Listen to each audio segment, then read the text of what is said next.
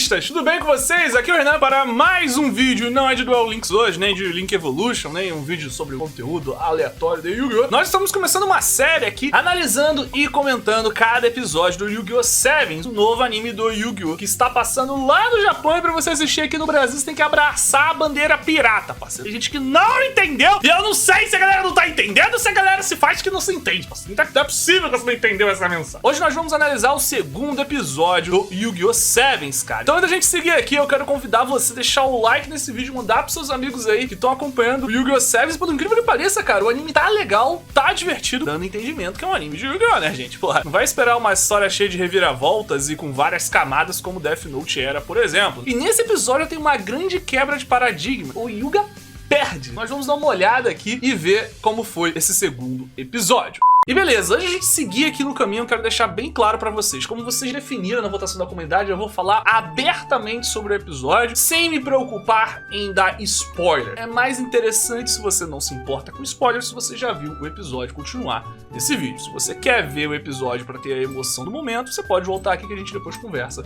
os acontecimentos. Então vamos seguir. Ok, o anime ele começa reforçando alguns pontos do episódio anterior. Ele começa ali falando mais uma vez sobre as penalidades terem sido resetadas a partir do fato de que o Yuga conseguiu instalar, né, o formato Rush Duel, né? As penalidades não fica muito claro o que elas são, a não ser de quando eles atingem as penalidades máximas, eles serão banidos. Mas não fica claro que esses banidos, eles vão ser proibidos de jogar Yu-Gi-Oh!, eles serão presos. Não fica claro o que acontece quando você é banido. Pelo menos por hora, não fica tão claro assim, tá? E vale ressaltar que cada penalidade se dá por desvios de conduta e também por tentativas de tentar reprogramar toda e qualquer máquina controlada pela Gohan Corporation, que basicamente é tudo na cidade, beleza? O episódio se segue aí, né, logo depois do enfrentamento do Yuga contra o Homem Holograma lá, de que o Yuga decide que o Rook, ou Luke, deve ser o próximo rei dos duelos. Mesmo se eles saberem exatamente o que é isso. O Rook até tenta explicar pra eles, mas dá pra ver que ele tá falando meio que da boca pra fora ali, né, de uma maneira tentando parecer convincente apenas. Logo de começo você imagina que os dois vão ter uma conversa ali, não, você precisa, você tem certeza e tudo mais. Não rola esse papo. O Rook vira, ah, você quer que eu seja o rei dos duelos? Tudo bem, eu vou ser, e vai, tipo. E todo mundo fica assim, como assim você aceitou esse bagulho muito rápido, parceiro? Como assim? É uma responsabilidade muito grande, você já abraçou e foi. Mas o caminho que aparece na frente deles, ele nada mais é do que um holograma. E eles até falam, se o caminho não é esse, qual é o caminho? O Homem Holograma responde pra eles que cada um deve encontrar o seu próprio caminho. É mais uma vez um assunto que eu falei bastante no primeiro vídeo, que o anime fala sobre isso, de você fazer o seu próprio caminho, fazer o seu próprio jogo. Por isso que o nome das cartas são Road, né? Seven Road Magician. Dando prosseguimento, também quero aproveitar que no primeiro episódio eu não falei de outros dois personagens que formam ali o grupo do protagonista, né? O protagonista é o Yuga junto com seus amigos. Esses outros dois personagens, o primeiro deles é o Gokuto Sogetsu, tá anotado ali. Ele é o presidente do conselho estudantil e a função dele, pelo menos nesses dois primeiros episódios, é explicar as coisas. Você, como uma pessoa que tá assistindo, você parar pra pensar, no mundo deles não faria sentido explicar, porque as pessoas já estão habituadas com aquilo. Mas ele faz o papel de explicar aquilo para quem tá assistindo, né? Uma falsa quebra da quarta parede, tá? Isso não de fato acontece, porque ele tá explicando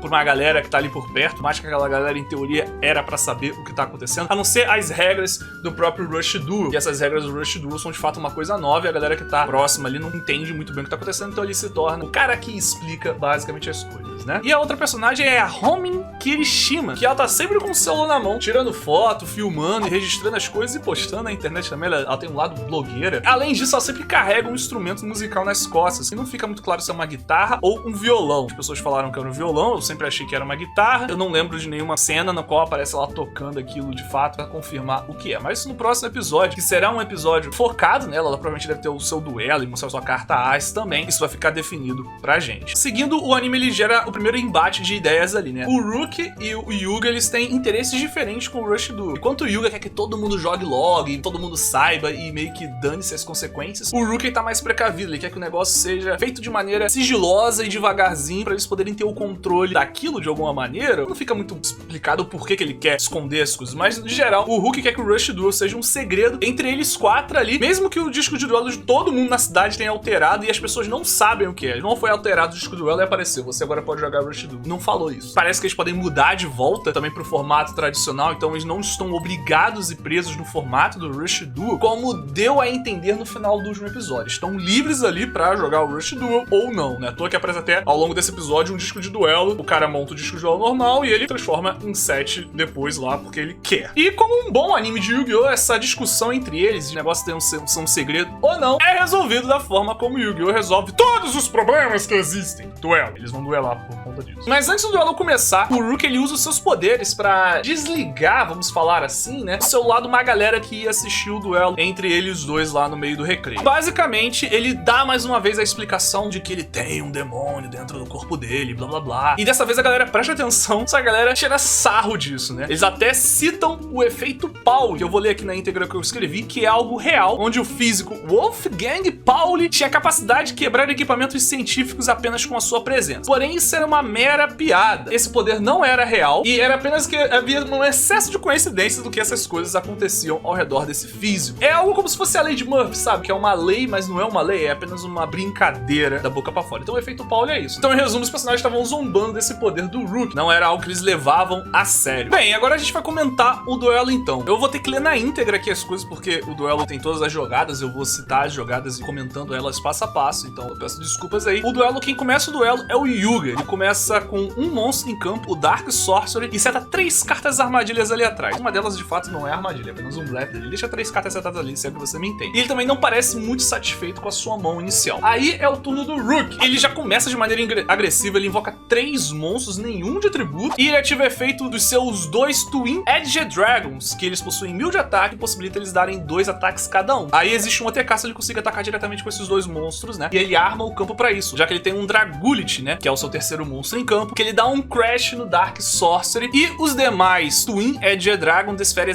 ataques diretos contra o Yuga. Mas o segundo Twin Edge Dragon, né? Que daria 2 ataques de 1000 pontos, ele cai numa das armadilhas do Yuga, que é a Curtain Sparks, que reduz o ataque dele em 500 pontos. Reduz pela metade, mas o texto deve tirar 500 pontos de ataque só, tá? Faz o Yuga terminar esse turno com apenas 1000 pontos de vida, ainda 2 cartas setadas e 2 monstros pra ele lidar lá no campo do Rook. E no seu próximo turno, o Yuga invoca 3 monstros, ativa o efeito de um deles, descartar uma carta e comprar uma outra carta. Ele oferece um deles como tributo pra invocar o Wildcaster Thorn. No processo, ele ativa o efeito de outro efeito que recupera o Dark Sorcerer, que tava no cemitério, pra mão, e ele tributa os demais monstros que ele invocou para descer o seu monstruais, os Seven's Road Magies. E ele ativa o efeito do Wildcaster Thorn, que coloca um dos Twin Edge Dragons em posição de defesa. Dando prosseguimento aqui, ele ativa uma das suas cartas setadas, que era uma carta mágica chamada Pierce, que ela dá perfurante basicamente para os Seven's Road Magies. Pra quem não sabe, perfurante é você causar dano ao oponente, mesmo o monstro dele estando em defesa. Então ele tá montando um campo ali pra dar um OTK no Rook. Ele sobreviveu ao OTK que o Rook tava tentando dar nele, e agora ele montou um OTK pra devolver. Ele ativa o efeito do próprio Seven's Road Magician, que é enviar a carta do topo do seu deck para o cemitério, e ele ganha 300 pontos de ataque para cada carta de cada atributo diferente que ele tinha no cemitério. Só que aí tem uma coisa, que é muita coisa de quem joga Yu-Gi-Oh! Que as coisas dão errado. Quando ele vai mandar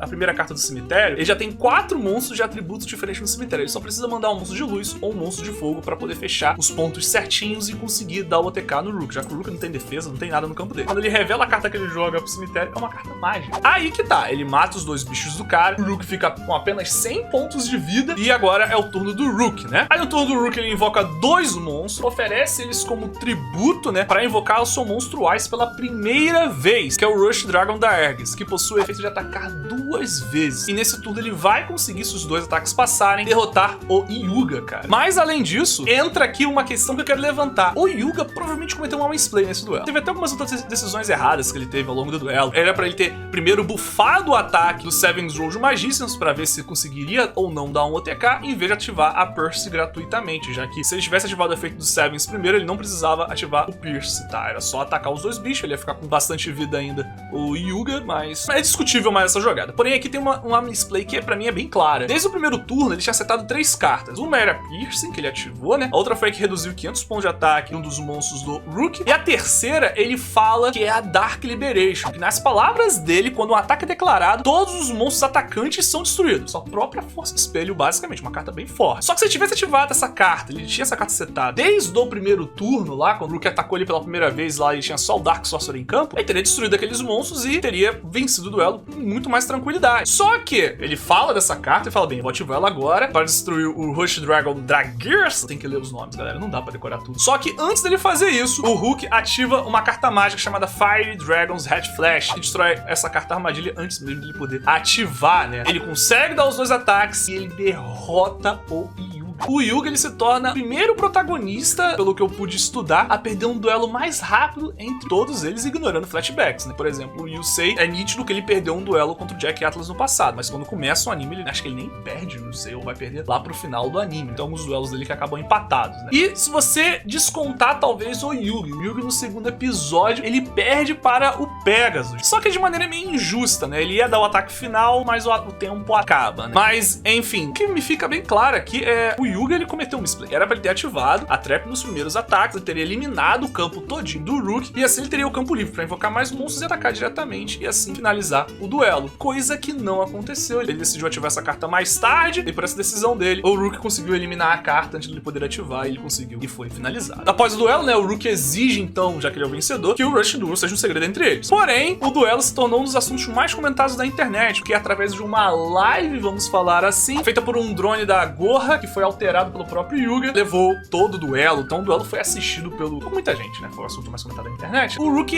depois do duelo, levanta a hipótese se o Yuga não quis perder o duelo de propósito, né? Ele fala algumas coisas, eu acho que você se rendeu pra mim, hein? Eu acho que foi o seu plano desde o começo, você perder esse duelo e tal, sei lá o quê. O Yuga, ele não confirma isso, tá? Os outros até olham, será que isso aconteceu mesmo? Na minha opinião, não. O Rook realmente venceu o duelo, não houve ali uma intenção do Yuga, a não ser que isso se revele em outros episódios, de perder esse duelo. Ele até fica assim, cara, perdi, né? Fazer o quê? Mas ele tem uma animação sem igual que tá sempre lá em cima, né? É isso, né? O protagonista do Yu-Gi-Oh! Sevens, ele perde na cara de pau, fazendo misplay ainda no segundo episódio. E o último ponto importante ainda desse episódio do Yu-Gi-Oh! Sevens é finalmente o Mr. Gorra, né? Que é o presidente da Gorra Corporation, né? Meio redundante esse nome. Ele aparece pela primeira vez, né? Mas o que eu acho mais bizarro, uma coisa é ele tá fantasiado, que já é um negócio muito esquisito e tal, ele com a capa toda preta e tal. Mas a coisa são os funcionários dele que usam as máscaras igual a dele, assim, ficam falando com ele. Aquilo ali eu não consigo engolir, não. Aquilo ali passa do limite do que eu consigo aceitar, tá? De qualquer forma, é bem bizarro que quando um dos funcionários dele vai falar com ele, Mr. Gorra, a gente tá recebendo inúmeras ligações sobre o Rush Duel e tal. E a reação esperada talvez fosse que ele ficasse puto, né? Mas na verdade, não. Ele tá rindo. Ele fica rindo, mas não é aquela risada maligna de vilão malvadão. É uma risada de tipo, caraca, mano. Parece que ele tá feliz que as coisas estão fugindo do controle. Ou algum desafio possa estar surgindo para ele. Enfim, a gente vai saber o que essa risada significa nos próximos episódios. Mas acho que pistola ele não tá. E talvez muito mais curioso e animado pelo fato das coisas estarem saindo do controle dele. E esse deve ser o ponto dele.